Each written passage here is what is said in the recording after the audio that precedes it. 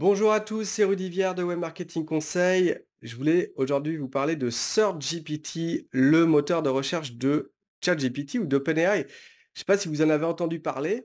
En tout cas, il est en train de sortir et il y a une liste d'attente à laquelle je me suis inscrit déjà il y a quelques semaines ou mois même.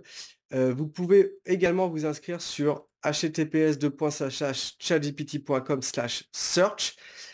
J'ai reçu il y a 2 ou 3 jours un email de ChatGPT qui me disait que pour l'instant ils étaient complets, mais qu'ils allaient bientôt réouvrir et du coup, bah, je vous encourage à le faire parce que ça permet de tester des choses en avant-première, surtout que c'est quelque chose d'assez révolutionnaire. Alors pour la petite histoire, cette URL là, je la check depuis quelques, semaines, voire quelques mois parce que je l'ai vu passer sur Twitter, sur X. J'ai vu quelqu'un qui a dit, «Ah mais il prépare quelque chose sur cette URL». Alors je ne sais pas s'il avait, rétro-engineeré en voyant dans le code qu'il y allait avoir quelque chose sur cette page. En tout cas, je regardais et un beau matin, bah, j'ai cliqué, j'ai refresh ma page et je suis tombé dessus.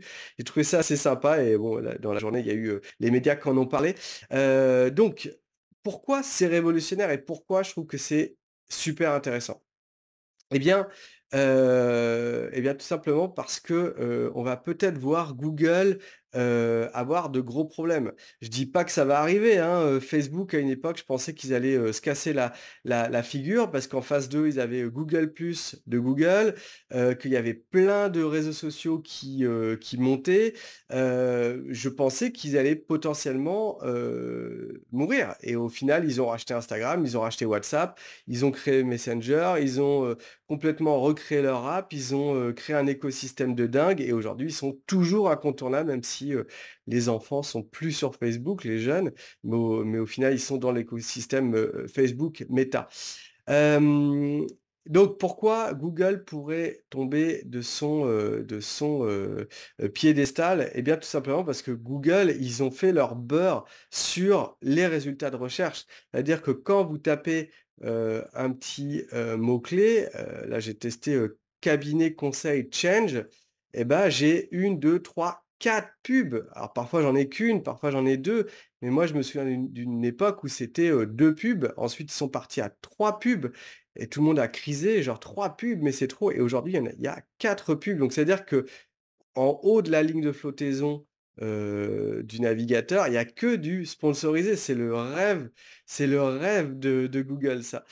Donc le business de Google, qu'on parle de Google Maps, de même de YouTube, de tous les services qu'ils ont créés autour, de Gmail, en fait, c'est d'aller capter de la data, de la donnée.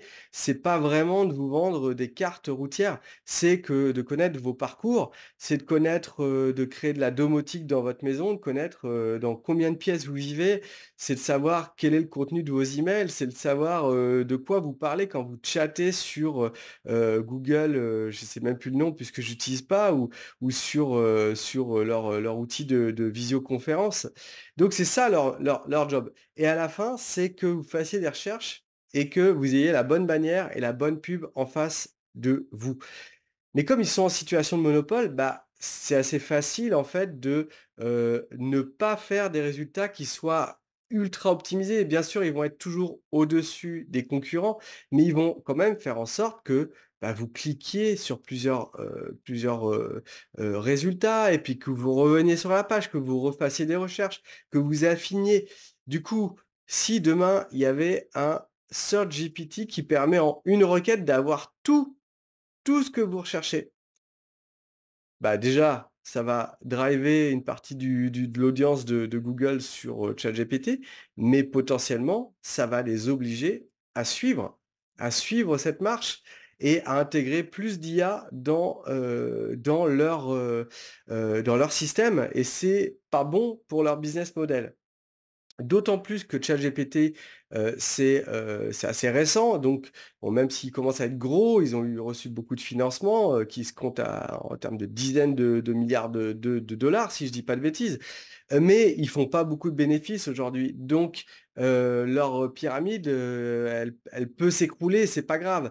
Google, ils sont beaucoup plus à risque et de mémoire, ils avaient été face à des erreurs leur IA qui s'appelle Gemini. Je crois que c'était pas Gemini à l'époque, c'était peut-être Google Bard et en fait, il y avait eu des résultats racistes, des résultats, incohérents, n politiquement incorrects ou des choses comme ça et ils avaient perdu des milliards en bourse et c'était arrivé également à Microsoft qui avait, sorti une IA, si je dis pas de bêtises, qui tweetait, et répondait à des questions en automatique sur X, donc sur Twitter et comme, bah, en fait, ces IA, elles se nourrissent, en fait, du web, bah, elle a sorti des bêtises à un moment et je crois que c'était des contenus à nouveau racistes et donc ils avaient perdu de l'argent en bourse. Donc Google n'est pas aussi agile que ChatGPT et donc ça va être intéressant de voir ce qui va arriver. Alors sachant que c'est pas les premiers à le faire, il y a Perplexity qui commence à avoir un petit peu de traction.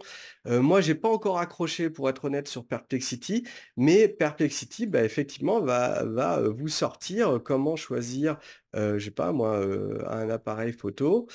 Hop et au lieu de vous sortir les résultats, comme Google, donc 10 résultats, bah, il va vous sortir une réponse générée par de l'IA, assez rapidement, avec des questions liées. Bon, bah, ça ressemble à Google, mais contrairement à ChatGPT, donc on va voir ce qu'ils vont, nous sortir, hein, ils vont sûrement faire un petit peu la même chose.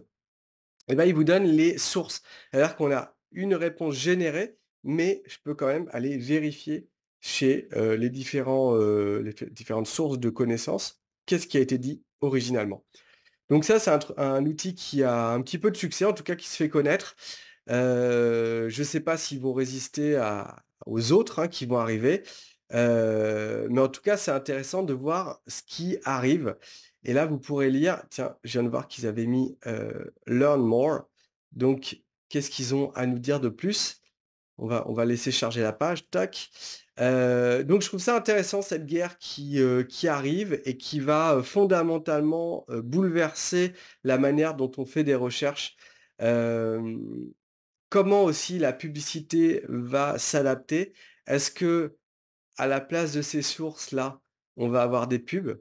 C'est-à-dire qu'on aura peut-être un résultat généré et là, des sources de publicité.